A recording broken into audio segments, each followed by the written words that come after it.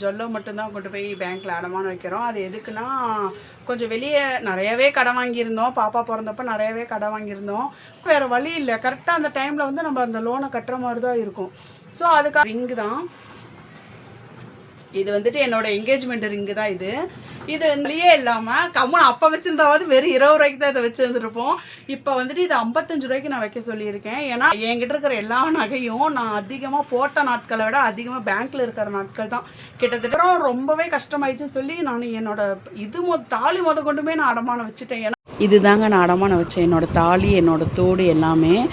நாங்கள் வந்து 2 தாலி போடுறவங்க, 2 தாலி. நான் அக்கா உங்களுக்கு எவ்வளோக்கா அமௌண்ட் வருது, யூடியூப்பில் எவ்வளோ அமௌண்ட் வருதுன்னு நான் என்ன பண்ணுறது வச்சுட்டு வந்துட்டாரு. ஆனால் நான் எதிர்பார்த்த அளவுக்கு அமௌண்ட் வரல. நான் ஹாய் காய்ஸ், தம்ப்ளைனை பார்த்து தான் கண்டிப்பாக உள்ளே வந்திருப்பீங்க. அதாவது இப்போது என்னென்னா, ஒரு ஜொல்ல மட்டும்தான் கொண்டு போய் பேங்க்கில் அடமானம் வைக்கிறோம். அது எதுக்குன்னா, கொஞ்சம் வெளியே நிறையவே கடன் வாங்கியிருந்தோம். பாப்பா பிறந்தப்போ நிறையவே கடன் வாங்கியிருந்தோம். லோனை வாங்குறது, கடனை கட்டுறது, லோனை வாங்குறது, கடனை கட்டுறது, அப்புறம் அங்கே லோனை கட்டுறது. ஏன்னா இங்கே வெளியே வட்டிக்குன்னு வாங்கினதை வந்துட்டு எங்களால் வந்து வட்டி மட்டுமே கொடுத்துட்ருக்கோம். அசல் வந்து கொடுக்கணும்னு தோணல. சரி அடுத்த மாதம் கொடுத்துக்கலாம். இதே வந்துட்டு லோனுங்கிறப்ப வேறு வழி இல்லை. கரெக்டாக அந்த டைமில் வந்து நம்ம அந்த லோனை கட்டுற மாதிரி தான் இருக்கும். ஸோ அதுக்காக வந்துட்டு லோனை எடுத்து கடனை கட்டுறது, லோன் எடுத்து கட்டுறது, இப்படியாவே கொஞ்சம் கடனாக வெளியே கட்டிட்டோம். பட் லோனெல்லாம் 4-5 போயிட்டு தான் இருக்குது. இப்போ என்னென்னா, இன்னும் கொஞ்சம் அமௌண்ட் வந்து இன்னும் வெளியே கொடுக்க வேண்டியது இருக்குது. எங்கள் ரிலேட்டிவில் ஒருத்தவங்கக்கிட்ட அமௌண்ட் வாங்கியிருந்தோம். அவங்களுக்கும் அது வந்து நாங்கள் அங்கே சீட்டு காசு கட்டிகிட்ருக்கோம். சீட்டு காசுக்கு உண்டான அமௌண்ட் அங்கே கழிக்க முடியாது. அது தீபாவளி சீட்டு. அப்படி கழிக்கலாங்கிற ஐடியாவில் தான் அந்த அமௌண்ட்டை வாங்கினோம். இப்போ எங்கள் வீட்டுக்காரர் வந்துட்டு அது வட்டி கூட என்னால் கட்ட முடியல. ஆல்ரெடி 2 மாதம் வட்டி கட்டலை.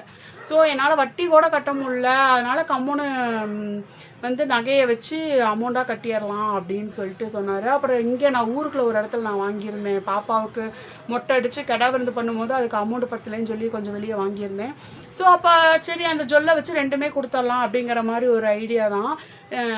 வெளியே கடைங்கிறீங்க, ஆனால் ஜொல் வச்சுருக்கேன்னு சொல்கிறீங்க அப்படின்னு நீங்கள் நினைக்கலாம். ஜொல்னால் ஒன்றும் இல்லை, இந்த ஒரு ரிங்கு தான். இது வந்துட்டு என்னோட என்கேஜ்மெண்ட் ரிங்கு தான் இது. இந்த ரிங்கு வந்துட்டு இப்போ தான் திருப்பணும். பாப்பாவுக்கு மொட்டை அடிச்சு காது குத்தணும் இல்லைங்களா, அப்போ வந்துட்டு அம்மா வீடு எங்களுக்கு சீர் வச்சாங்க. இன்னும் அது ஒரு வீடியோவாக போடலான்னா என்னால் அது வீடியோவே போட முடியல. அவங்களே எவ்வளோ சீர் வச்சாங்கன்னு சொல்லிட்டு கூடி சீக்கிரம் அது ஒரு வீடியோ எடுத்து போட்டுறேன். அம்மா வீடு வந்துட்டு சீர் வச்சாங்க. அந்த அமௌண்ட்டில் வந்துட்டு பாப்பாவோட செயினை திருப்பணும். ஏன்னா அது ரொம்ப நாளாக பேங்க்கில் இருக்குது. பிள்ளைக்கு பிறந்த நாள் வேறு வரப்போகுது, அதனால் வேணும் அப்படின்ட்டு. அப்போ நாங்கள் வந்து என்ன பண்ணோன்னா, அம்மா வீடு எவ்வளோ வைப்பாங்கன்னு எனக்கு தெரியும். ஸோ அவங்க கொடுக்குற காசில் நம்ம அப்படியே பாப்பாவோட செயினை திருப்பிடலாம். நம்மளும் அந்த டைமில் வந்துட்டு லோனுக்கு வந்து குழு லோனு நிறைய ஆளுங்க சேரணும். ஸோ அப்போ நான் வந்து என்ன பண்ணேன், சரி நானும் ஒரு ஆளாக சேர்ந்துக்கிறேன். எனக்கு இப்போ அமௌண்ட் தேவைப்படுது. ஏன்னா நம்ம மொட்டை அடிக்கிறப்ப நமக்குன்னு அந்த நாங்கள் பஸ்ஸில் போனது வந்தது சாப்பாட்டு செலவுலாம் நிறையா இருந்துச்சு. அது ஆல்ரெடி நான் ஒரு வீடியோ போட்டிருக்கேன். பார்க்காதவங்க யாராவது இருந்தால் அந்த வீடியோவை பாருங்கள். பாப்பாவுக்கு மொட்டை அடித்த வீடியோ, காதணி விழான்னு சொல்லிட்டு ஒரு வீடியோ போட்டிருப்பேன். கெடா விருந்து வீடியோ தான் நான் அப்லோட் பண்ணாமல் இருக்கேன். கூடி சீக்கிரம் பண்ணிடுறேன். அப்போ வந்துட்டு கோயிலுக்கு போக வர சாப்பாட்டு செலவு இந்த மாதிரி செலவுலாம் இருந்துச்சு. சரி அப்போ நம்மளும் ஒரு லோன் எடுத்துடலாம் அப்படின்னு சொல்லிட்டு நாங்கள் என் பேரில் ஒரு லோன் எடுத்தோம். அம்மா பேரில் லோன் எடுத்தோம். அவங்க அப்படியே மொய்யா வச்சுட்டாங்க. நான் என் பேரில் ஒரு லோன் எடுத்தேன். அந்த லோனில் வந்துட்டு பாப்பாவுக்கு செலவு பண்ணது எல்லாம், அந்த வண்டியில் போனது வந்தது சாப்பாட்டு செலவு, அப்புறம் மற்றதெல்லாம் வச்சு கெடா விருந்துக்குன்னு சொல்லி கொஞ்சம் பிரித்து வைக்கலான்னு சொல்லி எடுத்து வச்ச காசு தான். கடைசியில் இவர் என்ன சொல்லிட்டாருன்னா, இந்த மோதிரம் வந்துட்டு அப்போ வட்டி கட்டுற மாதிரி இருந்துச்சு. இந்த மோதிரம் ஆல்ரெடி நாங்கள் வச்சுருந்தோம், வட்டி கட்டுற மாதிரி இருந்துச்சு.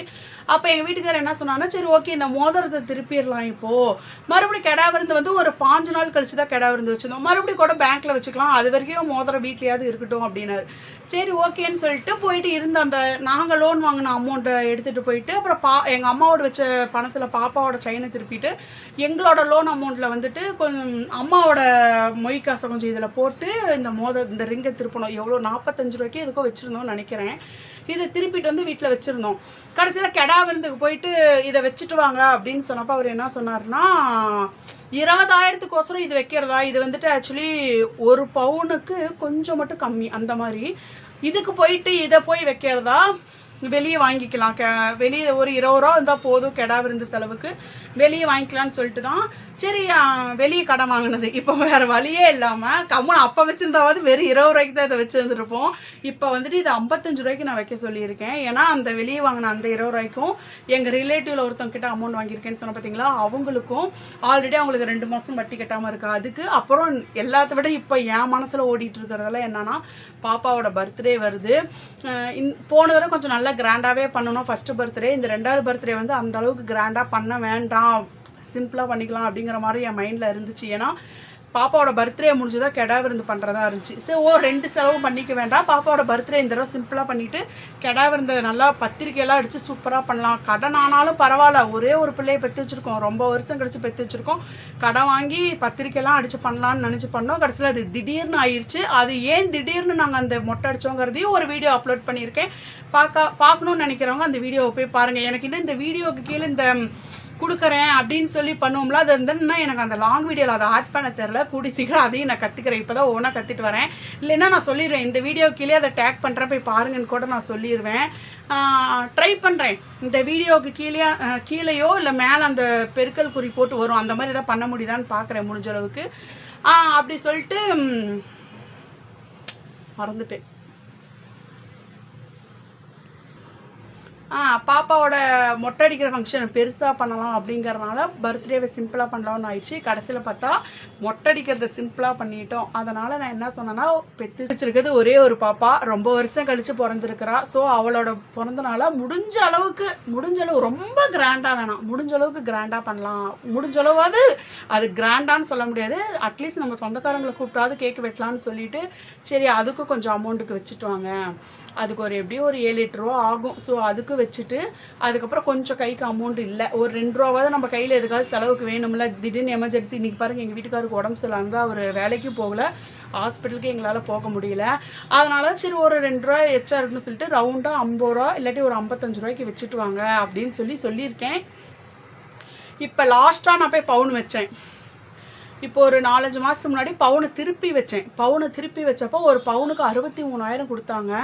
ஆனால் அப்போ இருந்த நகரேட்டே தான் இப்போ இருக்குது. சம்திங் இதுக்கு வந்துட்டு ஒரு 55 ரூபாவது வரும்னு நினைக்கிறேன். 55 ரூபா வந்தால் இப்போதைக்கு என் பிரச்சனையை முடிக்க முடியும். ஆனால் எங்கள் வீட்டுக்காரர் கேட்ட முதல் கொஷின், இதை வைக்கிறது பெருசு இல்லை, இதை எப்படி திருப்புறதுன்னு என்னை கேட்டார்.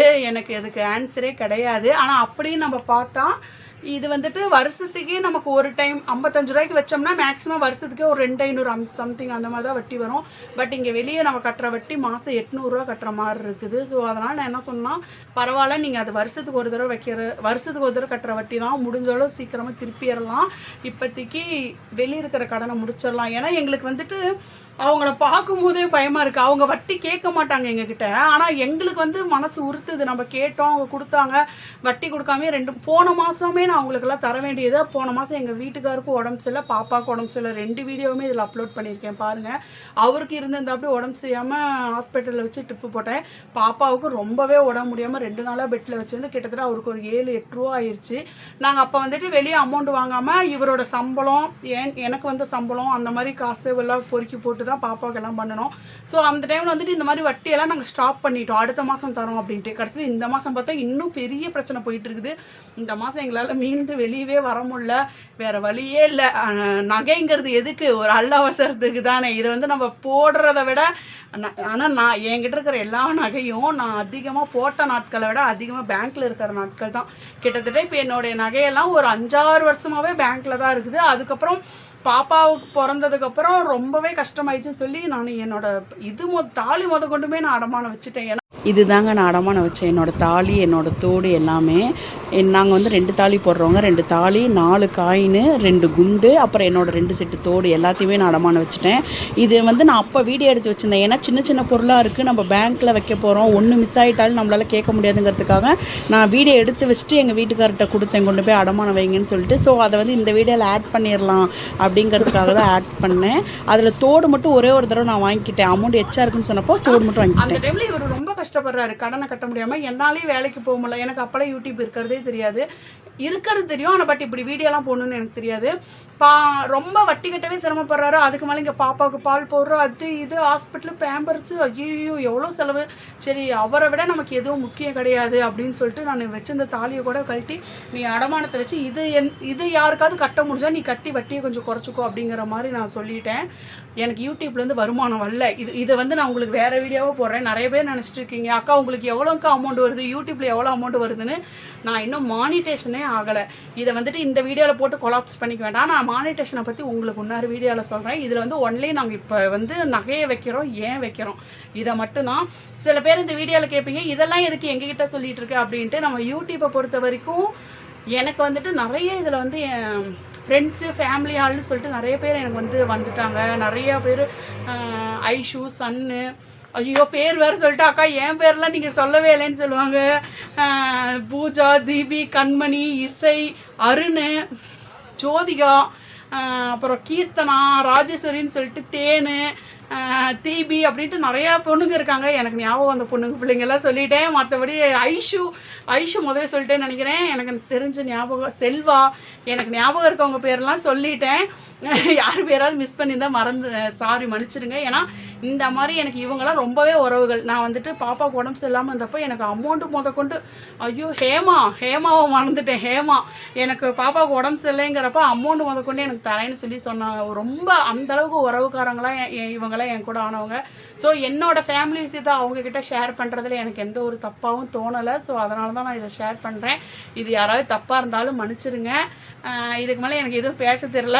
நகையை வச்சுட்டு வரட்டும், எவ்வளோ அமௌண்ட் வந்துச்சுங்கிறதையும் நான் இந்த வீடியோவில் போடுறேன். சரி ஓகே, போய் பேங்க்கில் அவர் வச்சுட்டு வரட்டும், அப்புறம் பார்த்துக்கலாம். அவ்வளோதாங்க. இன்னும் இந்த மோதிரத்தை எப்போ இந்த மோதிரத்தை வேறு எப்போ திருப்புறோன்னு தெரியல. எவ்வளோ நாள் இது பேங்க்கில் இருந்திருக்கோம்?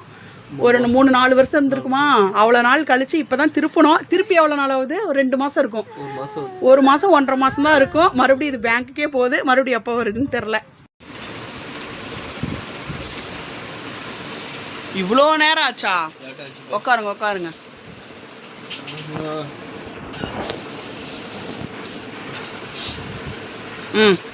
எவ்வளோக்கு போச்சு? 48க்கு தான் போச்சா? ஒரு பவுனுக்கு எவ்வளோ தராங்க? அது கேட்டிருக்க மாட்டீங்களே, கேட்க மாட்டீங்க தெரியும். 48ங்கிறது கம்மியாக இருக்கே. ஏன் கையில் வாங்கிட்டு வந்துட்டீங்க? எல்லா பணத்தையும் கையில் வாங்கிட்டு வந்துட்டீங்களா? மீதி பணம் ஏன் 20 ரூபா கையில் வாங்கிட்டு வந்துட்டீங்க? ஓ ஆமாம்ல, அவருக்கு அக்கௌண்ட்டில் போட முடியாதா? சரி, அவருக்கு அப்போ வட்டி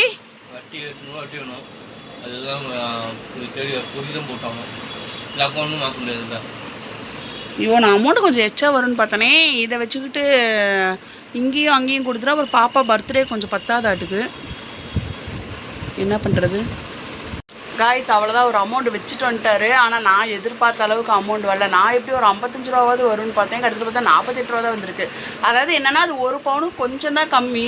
ஆனால் அவங்க ஏதோ சொன்னாங்க, என்ன சொன்னாங்க, ஒரு பவுனுக்கு கம்மியாக இருந்தாலே அமௌண்ட் கம்மியாக தான் வரும்னு சொன்னாங்க. இது கூட 6 மாதத்தில் மறுபடியும் மாற்றி வைக்க சொல்லியிருக்காங்க. 1 வருஷத்துக்கு நாங்கள் எப்போவுமே எல்லா நகையும் வைப்போம். ஆனால் இதை மட்டும் 6 மாதத்தில் ஒரு தடவை மாற்றி வைக்கணும்னு சொல்லியிருக்கிறாங்க. 3/4 பவுனுக்கே கம்மியாக இருக்கா? அவ்வளோ கம்மியாக இருக்காதேப்பா. கம்மியாக சொல்கிறாங்க. சரி ஓகே விடுங்க, காசு கம்மியாக வாங்குவாங்க, நம்ம கடன் கம்மி தான். முக்கியமான கடனை 2ஐயும் அடைச்சிருவேன். பாப்பா பர்த்டேக்கு தான் கொஞ்சம் பத்தாது. சரி பார்த்து அட்ஜஸ்ட் பண்ணிக்கலாம். அவ்வளோதான் காய்ஸ். இதுதான் வந்துட்டு எங்களோட நகை அடமானம் வைக்கிற ரொட்டீனு.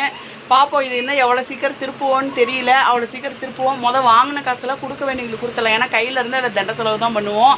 நான் தான் பண்ணுவேன், அவர் பண்ண மாட்டார். நான் தான் எதாவது ஒன்று பண்ணிடுவேன். கொடுக்க வேண்டியவங்களுக்குலாம் அமௌண்ட் கொடுத்து இப்போதைக்கு இந்த கடனை அடைப்போம். அப்புறம் மோதிரம் பேங்க்கில் தான் இருக்குது, திருப்பிக்குவோம். ஓகே காய்ஸ், நெக்ஸ்ட் விளாக்ல பார்க்கலாம். பாய்.